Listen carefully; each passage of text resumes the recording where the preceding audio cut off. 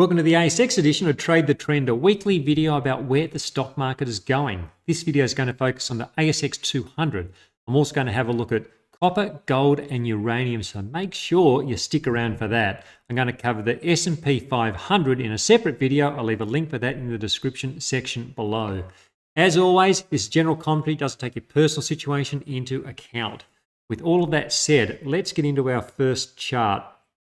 So we've got the ASX 200 here on the screen, and it really has been a case of more of the same. It's been another week of consolidation. It's been encouraging to see some buying off the 50-day moving average. That's that top moving average. I've got the 50-day. Below that, I've got the 100-day. So the pullback in over the last couple of weeks came back to these moving averages, and we've had a bounce. So that's encouraging, but overall, this market still lacks direction. Now, I'm going to put on some Fibonacci's. So let's use the low we had in July and the recent high point. And you can see that the pullback so far has come back to the moving averages as we just discussed, and it's also come into the upper end of the Fibonacci region. Now, I think that the best case scenario would be a continued consolidation above around 7,200, which is the lower end of the fib range.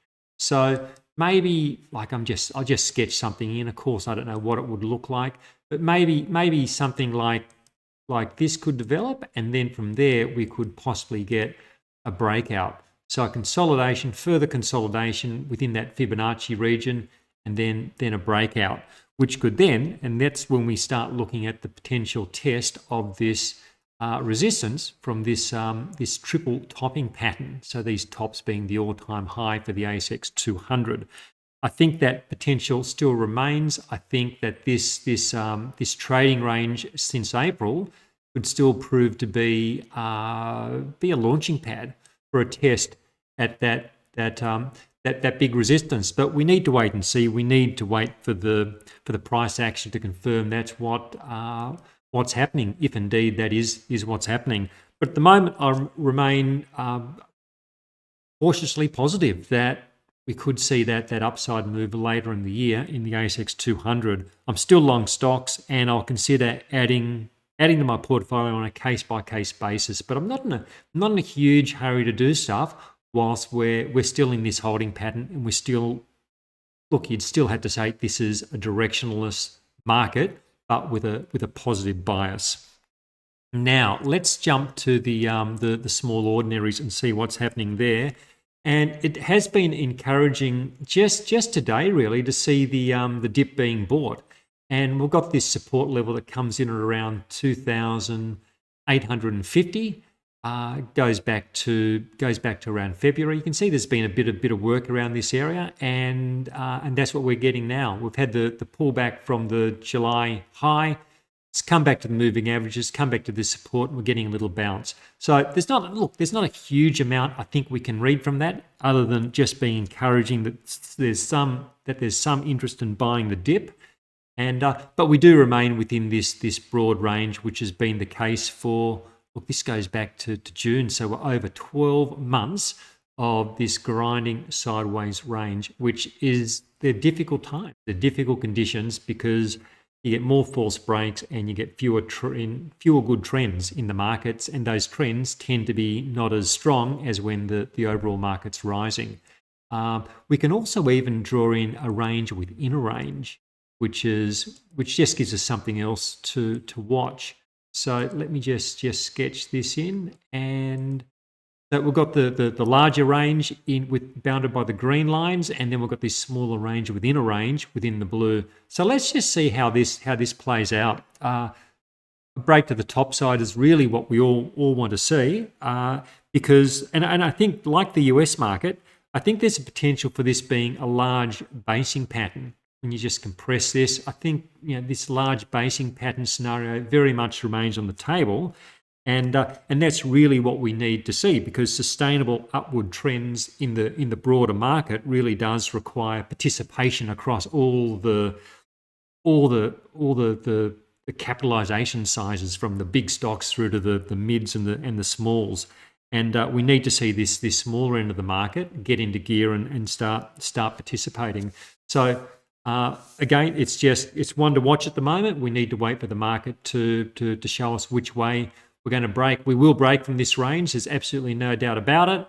Which way is yet to be seen. And the really exciting thing is, though, if it is to the upside, breaks from ranges tend to lead to sustained and good moves. Not all the time, but more often than not. So let's wait and see what this one does. Now, if you're getting some value, please hit that like button. Please leave a short comment. Just, hey, thanks for the video. It makes a big difference because YouTube sees that you're engaging and it will show more people, and that helps me a lot. Hit that subscribe button if you haven't already done so, and visit me over at Motion Trader if you haven't done so, and see whether the work I'm doing with trend identification could help with what you're doing with your portfolio. Now, moving along, I spoke about this a couple of weeks ago. It's the Vanguard Asia X Japan ETF, so basically emerging Asia. And what was interesting a couple of weeks ago is that we got this breakout. We've had this big sideways trading range going on for about 7 months. We got the breakout.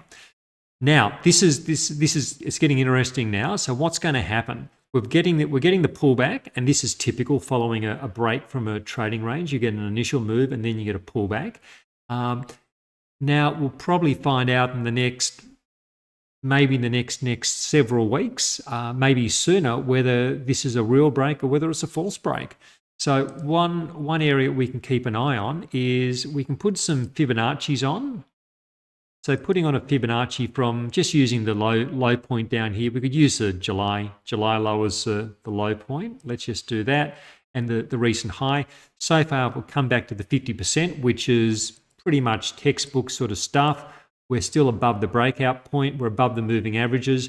So far, this remains in play. It's still an asymmetric opportunity in that its relative downside is small compared to the potential upside. Like, who knows where it could go? But look, it could go to all-time highs for all we know. And but you can manage that downside. We've got you can see the support coming in from that trend line, but you could also do the classic horizontal support just using this high from January, bring that across. We can use some of these previous high points, so it picks up these recent highs. So you end up getting a support band around 69.50 thereabouts. So it's going to be interesting to see whether this support holds, whether it stays above the moving averages, whether it can kick higher. For those who like their chart patterns, maybe you've also spotted, just can you see a pattern, a classic pattern in here? You can just pause the video and have a closer look. And this is a pattern, which it is. It's the head and shoulders, the inverse head and shoulders. So we have the shoulder, we have the head, and we have the right shoulder. So and we can just draw in the neckline. Well, just quickly draw that in across there.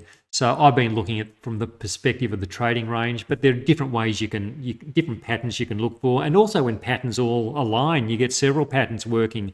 It's possibly a good sign as well. So there's that head and shoulders bottom, inverse head and shoulders bottom, and also our trading range. Let's just keep watching this one, see how it plays.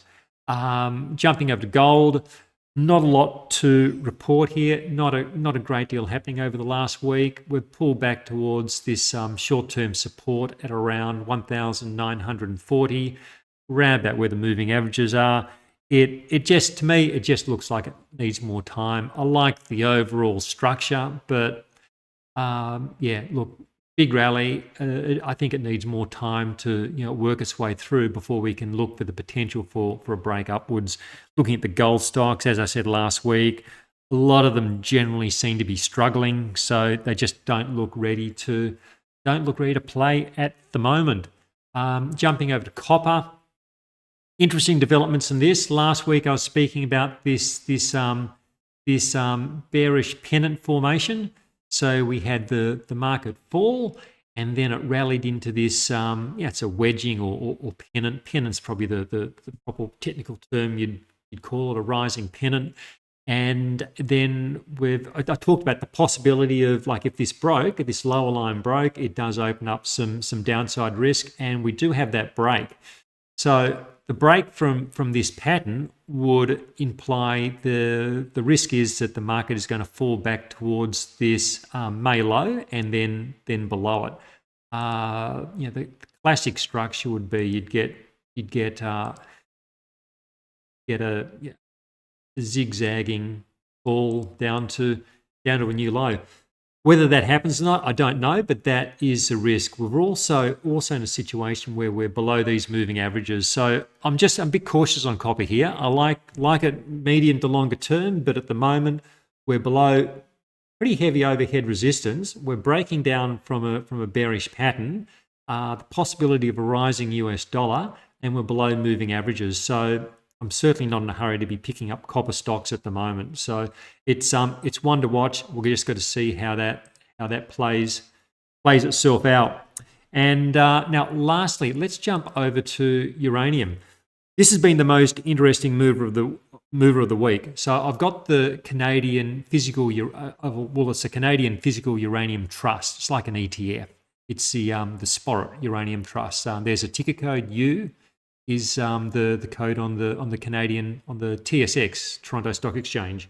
Now, what's interesting here is that we've had this range-bound market for around better part of 2 years. And last week I was telling you about this stepping motion that we have. So each low, every time it makes a new low, it's a higher low. So that's been encouraging. And this week, we've actually had a breakout. We had a breakout to, it's the highest level since you've got to come back over here in April 22. So this is encouraging. A new high. It's outside the bounds of this range. It's a loosely fitted top of the range because we do have a couple of excursions above it. But there is a resistance region around that $18 mark, which we're now above. So look, this is really interesting. It's will this market be able to accelerate higher over the months ahead above the moving averages? This is one of those asymmetric opportunities. Relative downside is small compared to the potential upside. Again, doesn't guarantee you get the potential upside. But look, it's certainly there. It's a really interesting setup, well worth keeping a close eye on. One of the uranium stocks which I follow, Boss Energy. Now this has been a signal through my Motion Trader service a couple of times now in the last last 6 to 10 months, and it's broken to a new all-time high. Interesting just to see how the charts evolved. It's had this over the last few months, had this flagging formation appear on the charts where the market. So you got the situation where the market's rallied, then it's gone into the flagging formation, then it's broken up from that. Also interesting how the price came back to the moving averages. You heard me talking in the US segment about market pulling back to the moving averages and rallying. So interesting to see how that's been evolving. This continues to be a Motion Trader stock. It's like let your profits run, use risk management, but you never know how far a trend can run. This is why I don't like taking profits. I like to let profits run. It's a key part of my process of how I approach these markets. And really interesting in that yesterday, I got a very interesting signal for another uranium stock, which I haven't mentioned in previous episodes. It's another ASX listed stock. Look, I think it's a really high asymmetric opportunity. Motion Trader members will know the stock I'm talking about.